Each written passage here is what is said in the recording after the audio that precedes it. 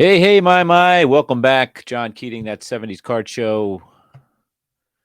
Hitting it hard here on a Monday, rainy Monday night. Going to talk a little bit about cards I should have by now. But remember, just a week ago, I had the greatest week of my collecting lifetime. It's been a great week since then. Manchester City has won the treble, only the 10th team in club soccer to do so. Pep Guardiola just won it for the second time. First manager ever to do that.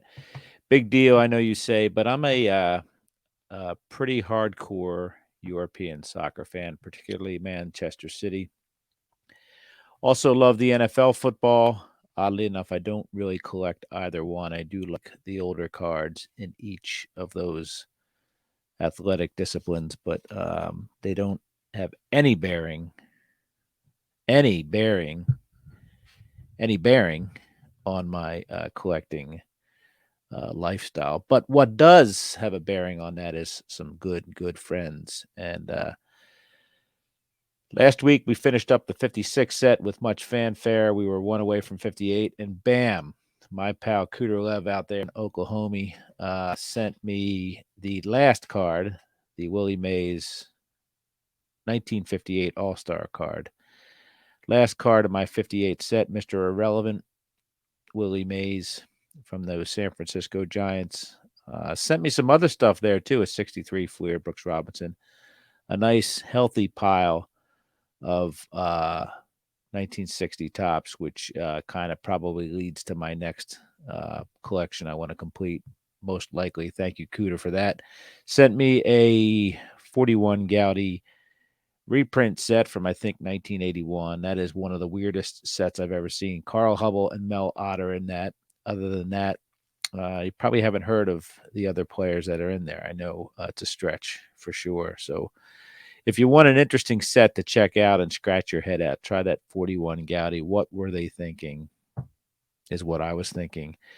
77 84 Galasso Greats, I think it is. You can see a little pile of them is there. And of course, the 1983 TCMA Oakland Athletics greats, Connie Mack, Cornelius McGillicuddy, featured along with the great A's of the way back whens, your Lefty Groves, your Jimmy Foxes, Eddie Collins, Home Run Baker, Chief Bender, Al, Lucius Simmons. They're all in there. And thankful for that, Cooter. So thank you, buddy. Appreciate it. And I got a 6-sided Steve Garvey box that it all came in. So, no matter which way you roll that box, it comes up singing D-bag. So that was that. Cooter, thanks so much. 58 done, 56 done. It's on to some other set, possibly 1960, which is one of the most beautiful sets of all time, probably with 65, that one of the two greatest sets of the 1960s. Going to talk about an email I just got, I think today. Brian sent me an email. I'm not going to tell you Brian's last name or his credit score, but I will say there was a paragraph and then there was a second paragraph. So that makes two paragraphs.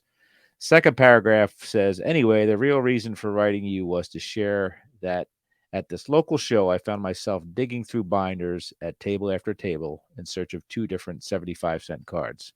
I believe that's what I paid, and was exceptionally pleased to come away with both the 1975 Topps Herb Washington and the 1975 Topps Mini Herb Washington. That was the highlight of the show for me, and I only learned about Herb's cards and the awesomeness that is a pinch runner card from your podcast. So in a word, or really two words, thank you. Brian, thank you for that. That really made my day. That was a wonderful note, and it's wonderful. I wrote back to Brian. First of all, looking forward to seeing Brian at the National. And secondly, that's what it's kind of about, right? When we did that O'Brien's brother thing a little while back, it's fun to collect players that aren't necessarily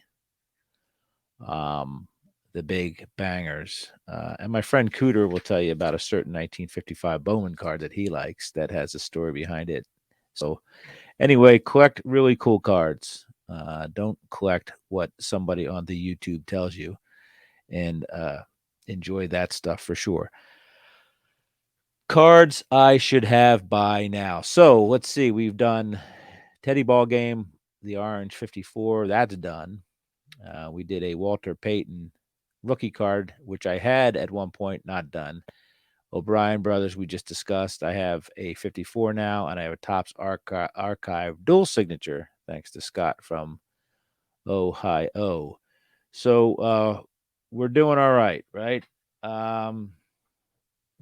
We're doing all right. Now, one thing that concerns me is this card. This is a card that I should have by now. Retrospectively, I should have by now.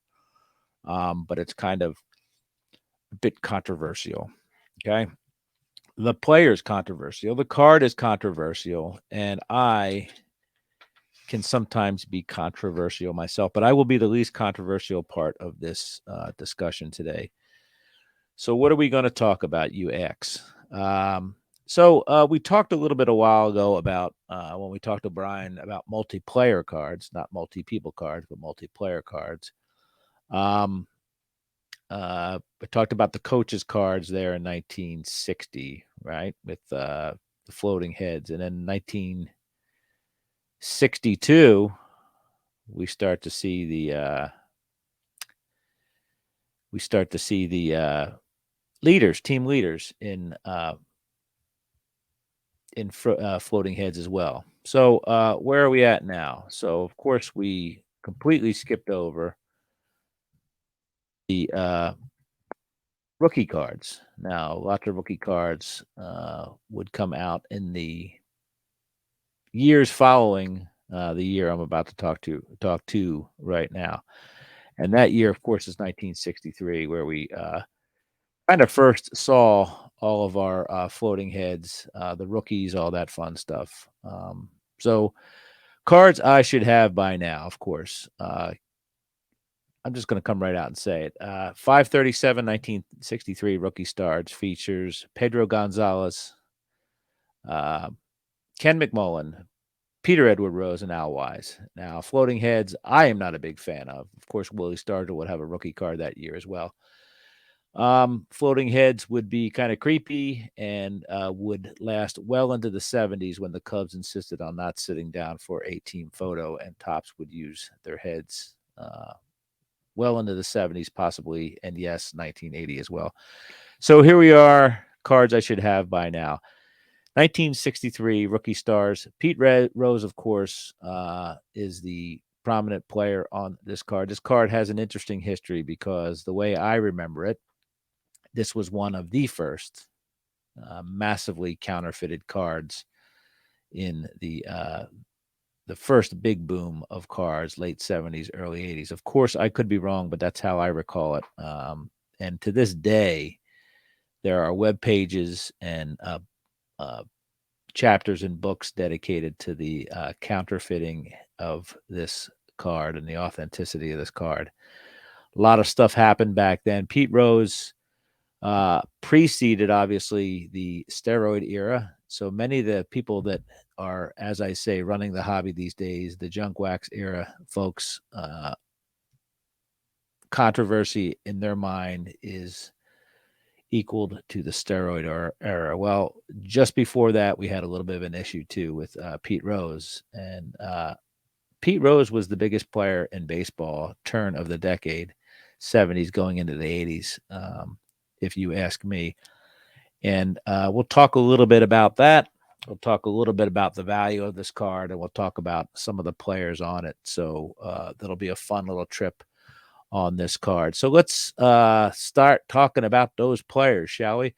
First player that shows up there in the upper left-hand corner is Pedro Gonzalez. Now, one of his claims to fame is he was one of the first baseball players from San Pedro de Macorís in Dominican Republic. Now, those of us that grew up looking at cards, of course, in the 80s and the 90s, will see San Pedro de Macorís as probably the biggest hotbed of baseball in the Dominican Republic. So he was one of the four on the leading edge of that whole thing there.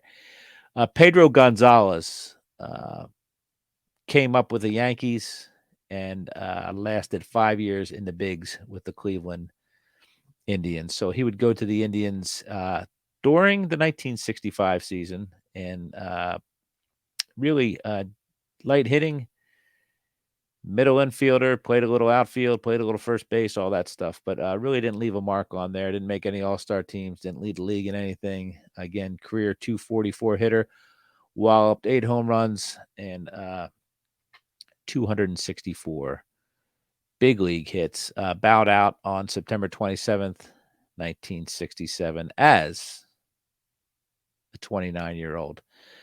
So that's about that. Again, 8 home runs, 99 runs, 70 RBIs, 22 stolen bases, a slugging percentage of .313.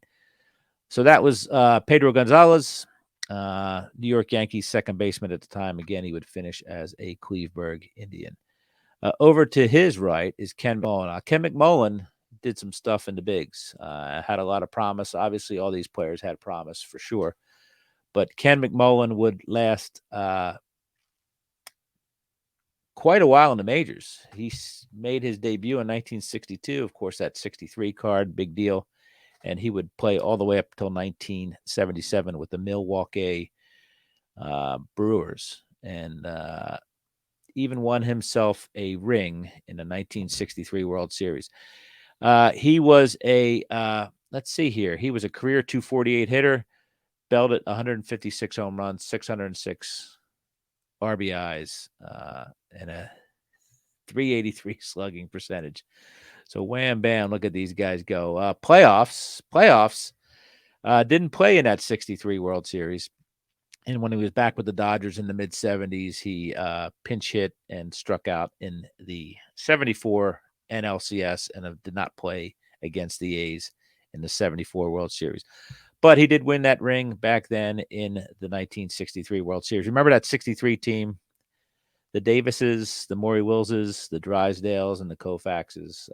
Quite a loaded team back there in Chavez Ravine. That's it for Ken McMullen. 16 long years in the big leagues. I think he became quite a pinch hitter later on in his career. So done all there. But anyway, 156 dingers, not bad. But 606 RBIs for that career. Did crack 1,000 hits, 1,273 hits with that 248 batting average. And last but certainly not least was Al Weiss. Now, Al Weiss was a Chicago White Sox on this card. They say he was 6 foot, $160, but apparently he was that sopping wet because he was much skinnier than that from what I hear. Al Weiss, by the way, is still alive at 85 years old. And I apologize to Ken McMullen. He's still alive at 81. Pedro Gonzalez, unfortunately, passed away at the age of 83 a few short years ago. But anyway, back to Al Weiss. 63, he became a pseudo-regular middle infielder for the Chicago White Sox, kind of filling in at shortstop and second base. As with the other guys, 219 career hitter, light hitter, slugging percentage of .275. The guy had one heck of a World Series in 1969, though. So in 1967, he was traded to the Mets. The Mets were a young team, needed a little senior leadership there. So the Mets went out and got him. And 1969 NLCS, which was the first ever National League Championship Series. He appeared in 3 games, 1 plate appearance, nothing to show for it. But in the World Series, played 5 games, 16 plate appearances, 11 at-bats, 5 hits. Batted .455 in the World Series, hit a home run, 3 RBIs. Considered, he wasn't the MVP of the series, but he did win some award for that series. I forget what it was, but it was like an award that typically goes to the MVP of the series. But old Al Weiss claimed that instead. So Al had a career that took him from 1962 to 1971, finally hanging it up with the Mets after 11 at-bats in that 71 season, retired at the age of 33. So that brings us to the fourth guy on this here baseball card. Together, these chaps hit 6,139 hits in the major leagues. Of course, Pete Rose had 4,256 of those. Career leader in baseball for games, plate appearances, at bats, hits, and I believe he's made the most outs in baseball as well. Now, Peter Edward Rose, we'll talk a little bit about him. 5'11", buck 92, they say. Born April 14th, 1941. Currently age 82 and 59 days. Went to Western Hills High School. Now, Western Hills High School, if that sounds familiar, you may recognize some of the names. And I'm going to go through that real quick here. Art McAfee was a baseball player, two-time All-Star. Let's see here. Jim Boyle played for the Steelers. Ed Brinkman, of course, infielder for the Tigers, Cardinals, Senators, Rangers, and Yankees. Gold Glove Award winner, All-Star, etc. Jim Fry, baseball manager, Kansas City Royals and Chicago Cubs. Jim Fry lost to Dallas Green in the 1980 World Series. Russ Nixon, baseball manager with the Reds and the Braves. Jack Hacksaw Reynolds, defensive end with the Rams, 70 to 80. Tuffy Rhodes, he was a baseball player. He went to Western Hills High School. And Don Zimmer was a baseball manager for the Padres, Red Sox, Rangers, Cubs, and your New York Yankees, of course, in an interim basis. Andy Williams, a singer, or as they say, a crooner, went there, as did Rosemary Clooney, who was another crooner. So lots of crooning and lots of baseball playing going on there in Western Hills. Now, Pete loved his baseball, but apparently loved it more than his schoolwork, they say. So the legend has it that he was summoned to go to high school during the summer one year when he wasn't doing good during the regular year. His dad said, "Nope, he's gonna be held back a year so that he can play baseball in the summer." So Pete was held back 5 years of high school. Why not? But what that led to was Pete not being eligible his senior year to play baseball, so he played for a semi-pro team. Story has it that an uncle scouted him for and insisted that the Reds sign him and begged the Reds to sign him. So off Pete goes to the minor leagues in the 1959s, I believe it. Actually, the 1960s. And Pete did all right in the minors. Put together a 277, then 331, then 330 average. Made his debut in 1963. So one of those instances where Pete had not been a Major League Baseball player prior to his rookie card. So they debuted him in 63, won the Rookie of the Year while batting 273, scored 101 runs. And off he was. So Pete, a little sluggish the next year, so he went to the Caribbean and played, I believe, in Venezuela, which is actually on the continent of South America. Pete, he ripped it up down there and came back. And after that, he really didn't look back. He was pretty much a 300 hitter the rest of his career, winning the title in 68, 69, and 1973. Getting 200 hits or more in many, many seasons, I think 10 seasons or so. Of course, he always seemed to lead the league in plate appearances and at bats. That's what happens when you bat leadoff and you get on base a lot. The league in hits many years, led the league in runs many years. Never led the league in triples, home runs, RBIs, or stolen bases. You would think Pete Rose would have stolen more bases, but that's not the case. Career high of 20 stolen bases in the big leagues. Led the league in lots of doubles, lots of times. On base percentage, again, we said batting average, all that fun stuff. He was a perennial All-Star. And when I say perennial, I mean at least 17 times. Won 2 Gold Gloves, both of those in the outfield. He was a 3-time World Series winner. Talk about that a little in a second. Only won 1 Silver Slugger, despite leading the league in hitting 3 times. Okay. MVP 1973. Of course, if you have that 1975 Topps MVP retrospective subset, you'll see Pete Rose and Reggie Jackson sharing that card depicting the 1973 season where Pete had a career high 230 hits. Pete Rose, one of the things that Pete Rose, they called him Charlie Hustle, they say, right? Now, Charlie Hustle got that name from Whitey Ford, and there's a little ambiguity involved there, as there is with every Mickey Mantle and Whitey Ford story. There seems to be several versions. One version is that Pete climbed the fence trying to chase down a Mickey Mantle home run ball that landed about 100 feet past the fence. And the other story goes that Pete Rose, after a spring training walk by Whitey Ford, sprinted down the first base, and that's when one of them, two hooligans, crowned him as Charlie Hustle. So there's that.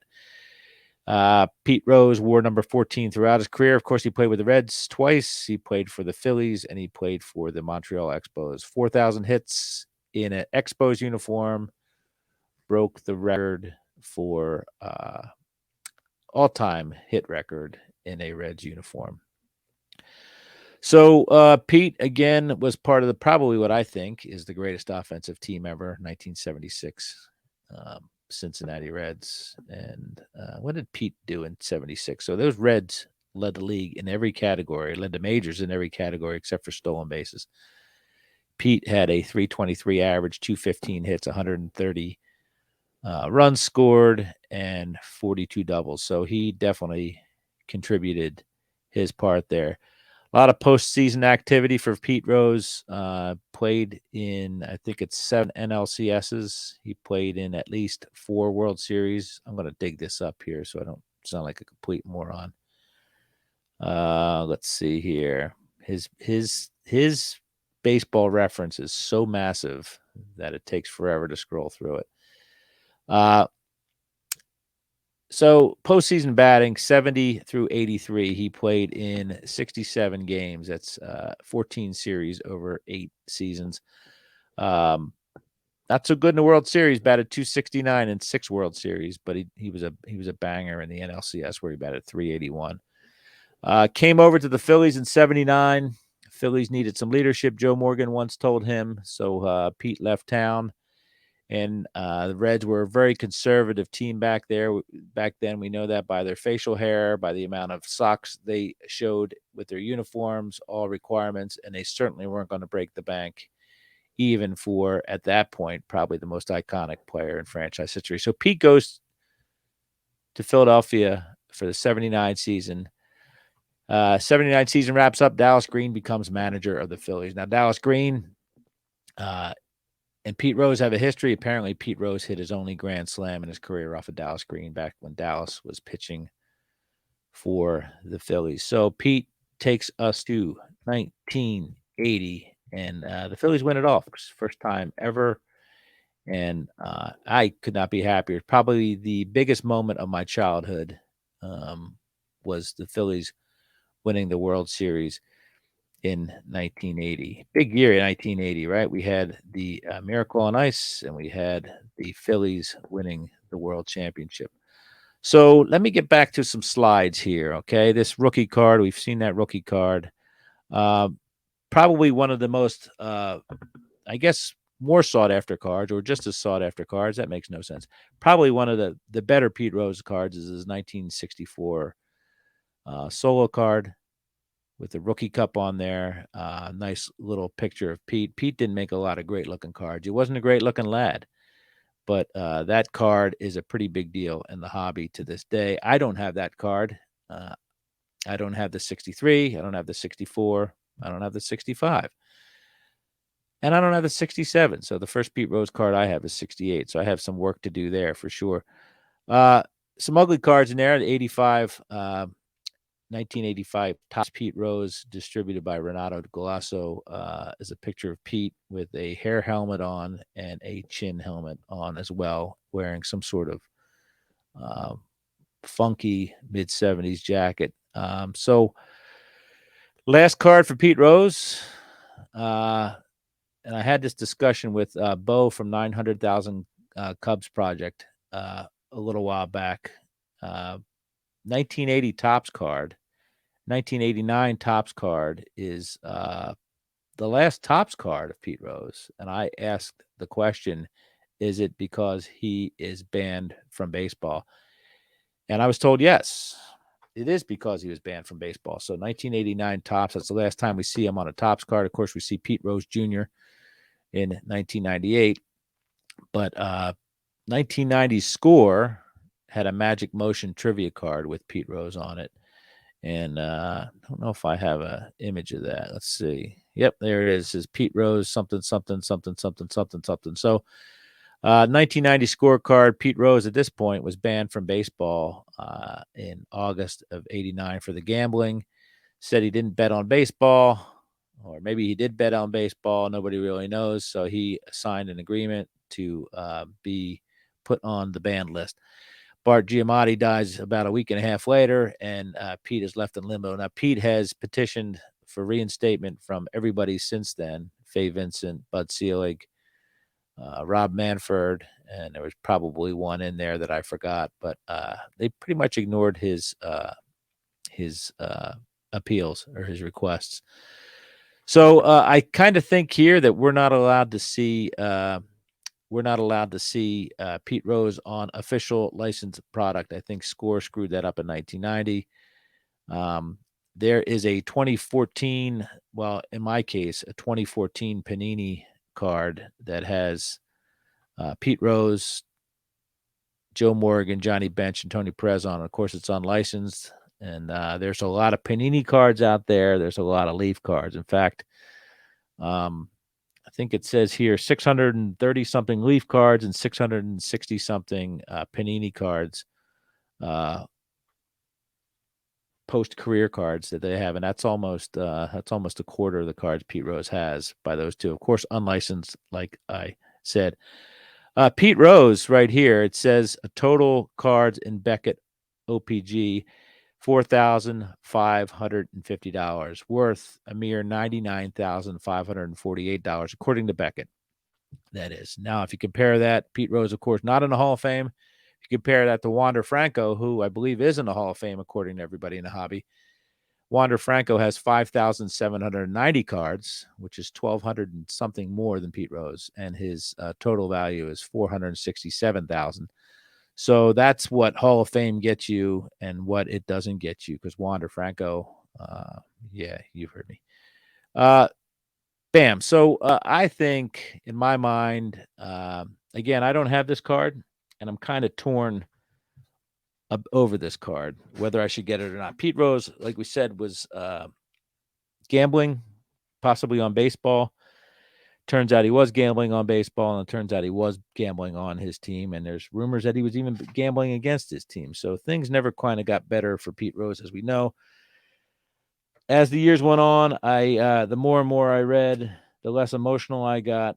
The more I realized Pete Rose was just a stone cold dirtbag. I thought the gambling stuff was just his competitiveness, but it turns out he was just a stone cold dirtbag in every corner of his life. And I kind of think that the gambling ban was there to kind of make him bow out gracefully, and he didn't take the hint because he had a lot of stuff going on in his private life that I don't want to talk about right now, but whatevs.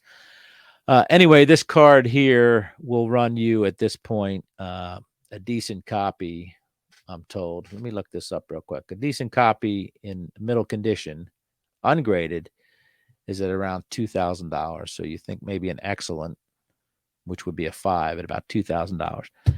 Now, let's look at a little perspective here. I have in front of me a 1995 Beckett Price Guide. This is Beckett Price Guide number 17. Okay.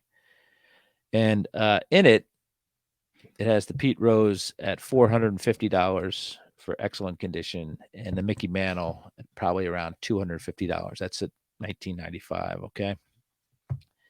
1992, same thing. May of 92, Beckett magazine, Steve Avery on the cover. $450 for Rose, $240 for Mantle. So we go to the Doomsday Book, the good book, the only book that matters.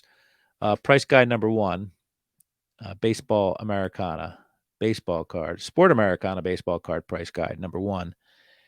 and it has the Pete Rose card at $4 and the Mickey Mantle at $5. So that's why I should have this card by now. I find it hard to believe that I couldn't scrounge together at the height of Pete Rose's popularity in Philadelphia in 79 and 80. I couldn't scrounge together $4 to buy a Pete Rose rookie card before they started counterfeiting them heavily. I could afford a $6.95 book in 1979, but I couldn't afford a $4 Pete Rose rookie baseball card. It kind of shows you where we were in the hobby back then.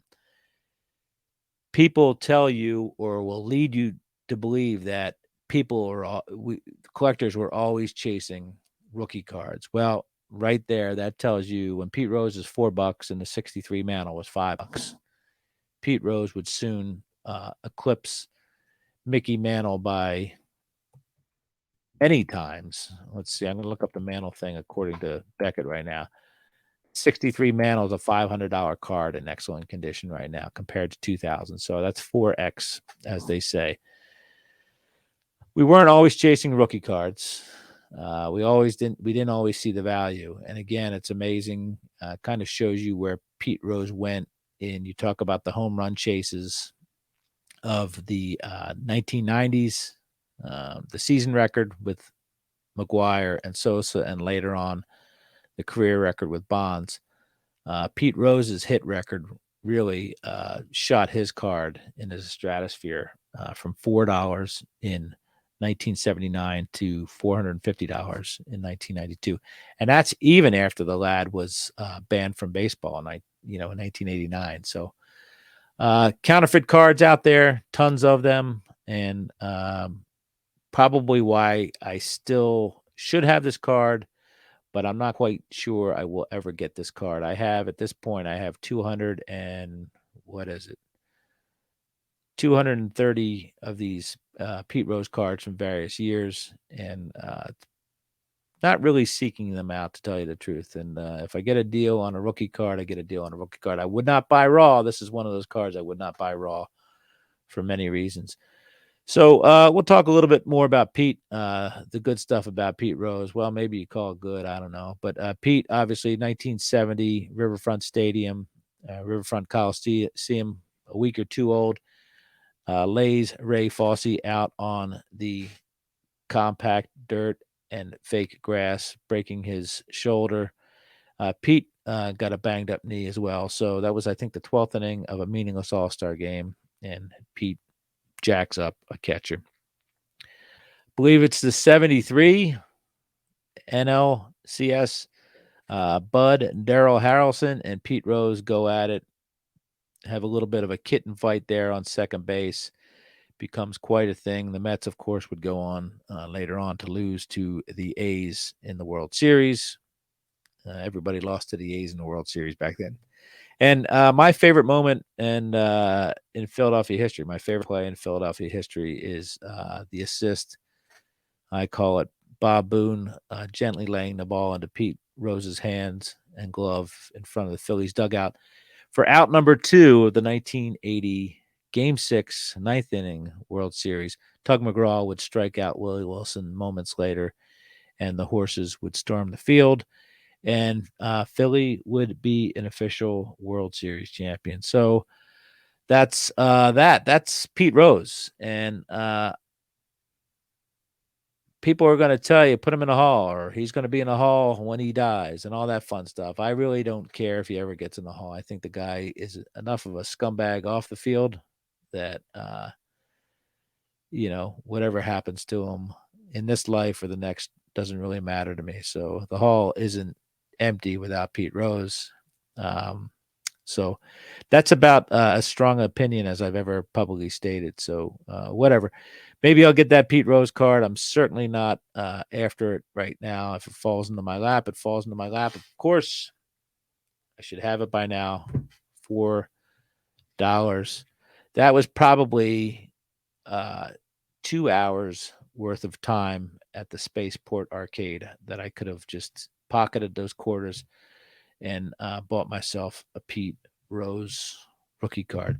Don't have one, and I really don't care at this point. So thank you for listening to me ramble on about Peter Edward Rose, former hero, fallen star, pretty crappy gambler, and apparently somebody that still makes a lot of money off of his career to this day. So congrats to Pete for that. I hope you live to your 102. Won't get you into the hall though, dude. So anyway, that's that. Cards I should have by now. Pete Rose, 1963 tops. If you have one yourself, good for you. And so be it. So enjoy collecting. Enjoy your collection. Be good to yourselves and be good to others. Thank you all. Bye.